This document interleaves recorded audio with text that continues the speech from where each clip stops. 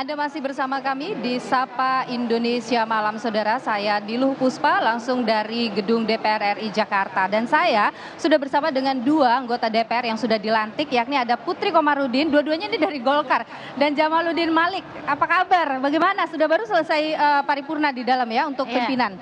Assalamualaikum warahmatullahi wabarakatuh. Alhamdulillah kita bertemu lagi ya Mbak Nilu di periode yang sekarang. Luar biasa sekali.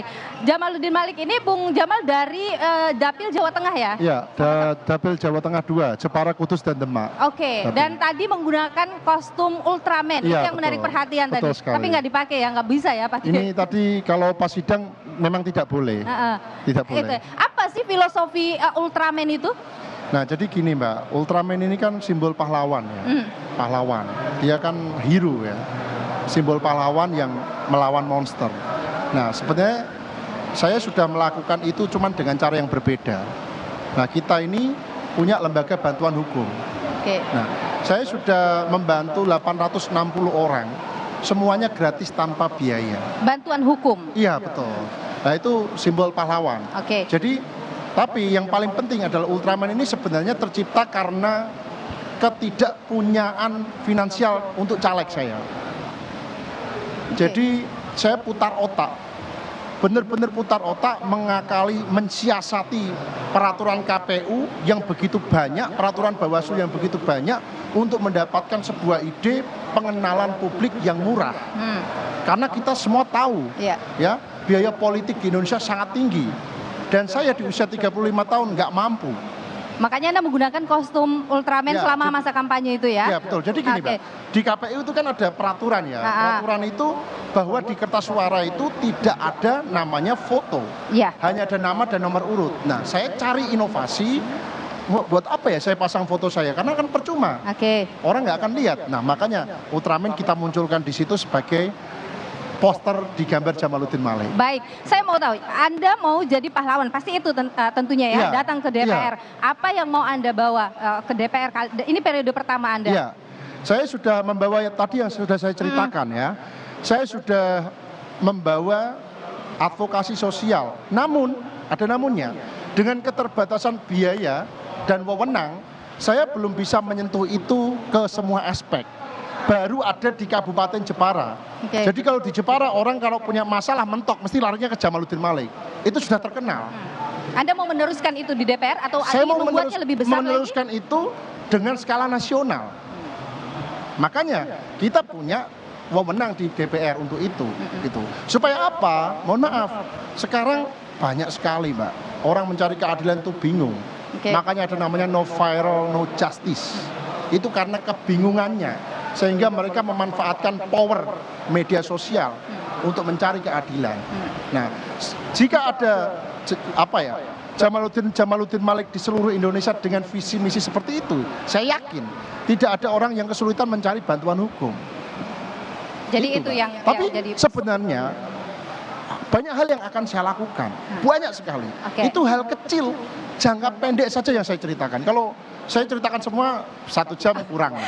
Saya ini karena baru ini punya sebuah semangat yang luar biasa sekali untuk kemudian membawa, mendengar suara rakyat. Nah, yang ini sudah 2 periode ini. Ini adalah periode keduanya Putri Komarudin di DPR. Tadi saya dengar apa yang disampaikan oleh Ketua DPR yang terpilih, yakni Mbak Puan, itu menggarisbawahi soal kita harus mendengar suara rakyat. Ada beberapa kritik dari periode sebelumnya yang dianggap bahwa produk-produk legislasi yang dilahirkan oleh DPR kerap tidak memperhatikan suara publik. Bagaimana Mbak Putri, apa yang mau Anda kuatkan lagi nanti ini di DPR? Bagaimana menguatkan tadi soal mendengar dan memasukkan partisipasi publik? Ya. Kalau saya tentu bisa berbicara dari pengalaman saya sebagai anggota Komisi 11 kemarin. Jadi pada saat kita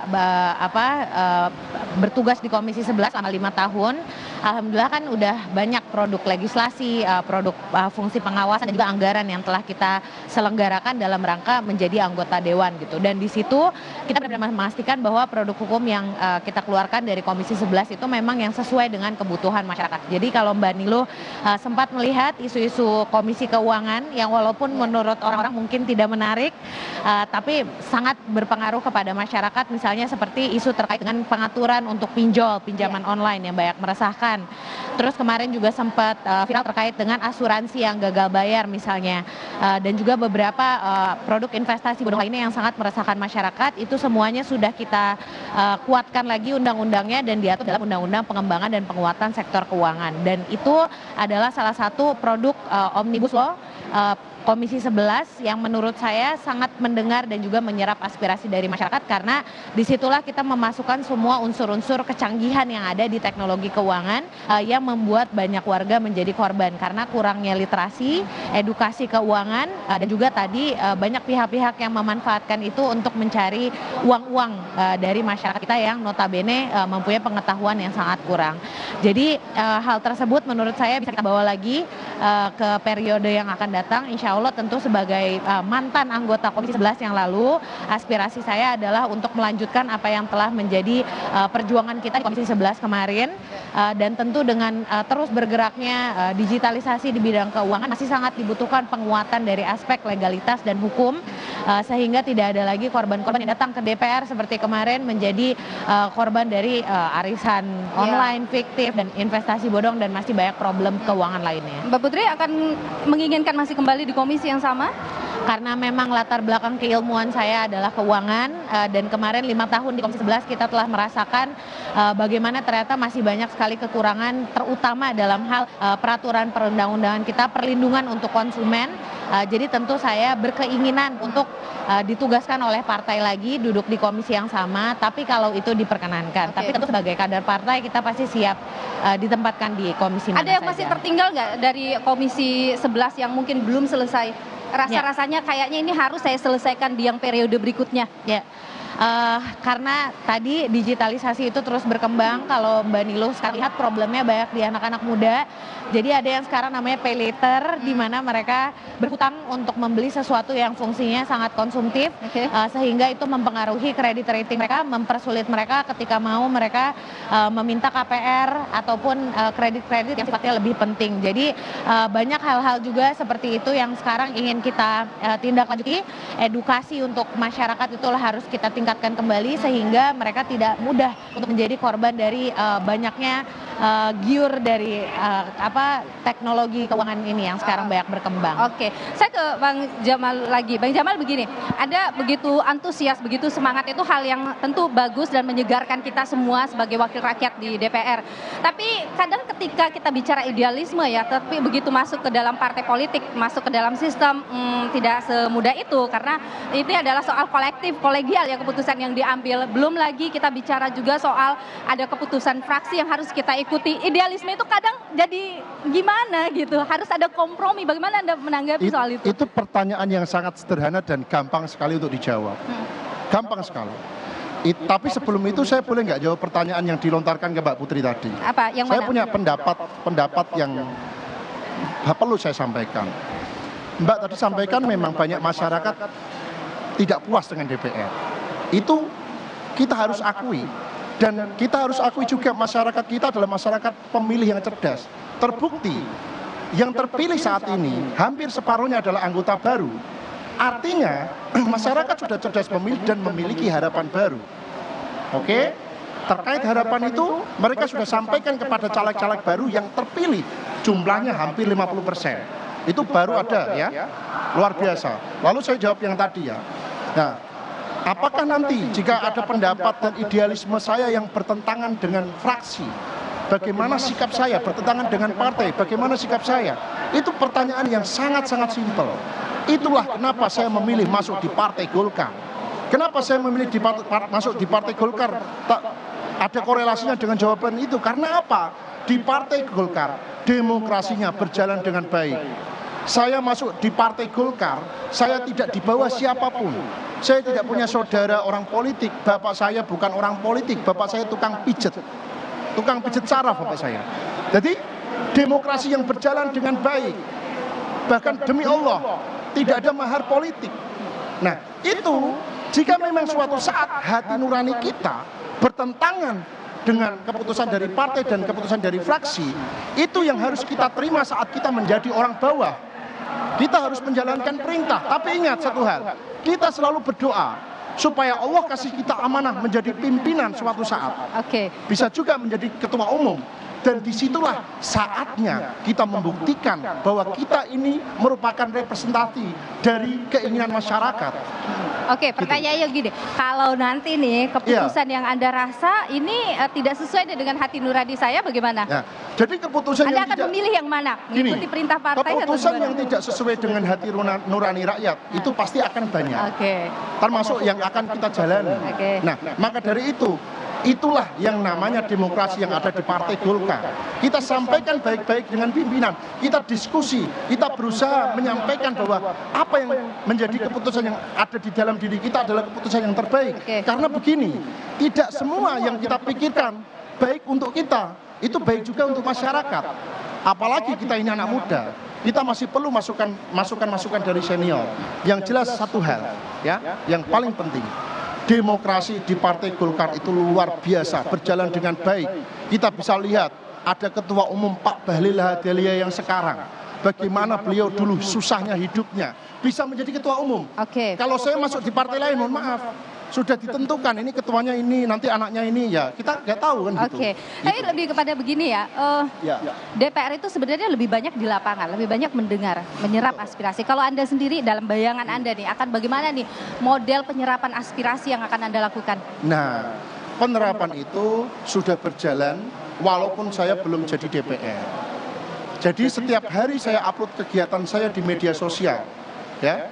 Karena apa? Itu sarana saya untuk menjaring aspirasi masyarakat, dan kita punya pasukan Ultraman, sehingga itu memudahkan masyarakat untuk ketemu Jamaluddin Malik, karena jumlahnya bisa diperbanyak dalam satu waktu yang sama dan detik dan menit yang sama, dia bisa turun secara bersamaan untuk menyerap aspirasi masyarakat. Kalau tidak percaya, sampean bisa lihat TikTok saya, Oke. Jamaluddin Malik, cari saja. Jadi Anda akan lebih banyak Ya, main setiap kegiatan saya ada di situ. main di media sosial? Saya bukan main di media sosial, tapi saya melaporkan kegiatan saya kepada masyarakat yang memilih saya. Oke, oke. Ya. Bang Jamaluddin gini, kalau tadi Anda bicara soal hukum ya, karena Anda Ya. memang lebih Ya, fokus ke hukum saat Ya. ini. Tapi kalau saya mau dengar pandangannya secara pribadi, kalau kita fair saja mengkritik DPR, Ya. apa yang mau Anda kritik dari sistem yang sekarang? Yang mau kita kritik dari DPR ada banyak. Oke, sebutkan dua saja. Dua saja. Yang pertama, ya, DPR ini kehadiran paripurnanya sedikit. Oke, Anda dipastikan akan selalu hadir. Nanti sampean pantau di TikTok saya. Kalau saya nggak sekarat ya saya datang. Oke, yang kedua. Ya, itu yang pertama ya. Ya. Yang kedua, tidak disiplin. Oke, Tidak disiplin. Jadi hal sederhana untuk membangun bangsa adalah kedisiplinan. Karena itu tidak bisa diperintahkan, tapi dicontohkan. oke. Berbeda, diperintahkan dengan dicontohkan. Kalau diperintah kamu harus disiplin. Kalau dicontohkan, ayo kita disiplin bersama. Oke, Gitu. baik. Mbak Putri, setelah periode ini, periode kemarin selesai, sekarang masuk ke periode kedua, Anda sendiri masih punya catatan-catatan yang Anda sebutkan tadi, begitu. Kemarin kita lihat ya bagaimana kepercayaan masyarakat pada DPR, oke, sudah membaik di akhir-akhir masa periode, tapi ada beberapa catatan yang dianggap DPR itu tuh sering tergesa-gesa. Bahkan kalau kita lihat produk legislasinya tidak sebanyak yang diharapkan, dari ratusan prolegnas yang dihasilkan hanya puluhan undang-undang begitu. Anda sendiri akan bagaimana mendorong ini, utamanya di Partai Golkar, di fraksi Golkar ya?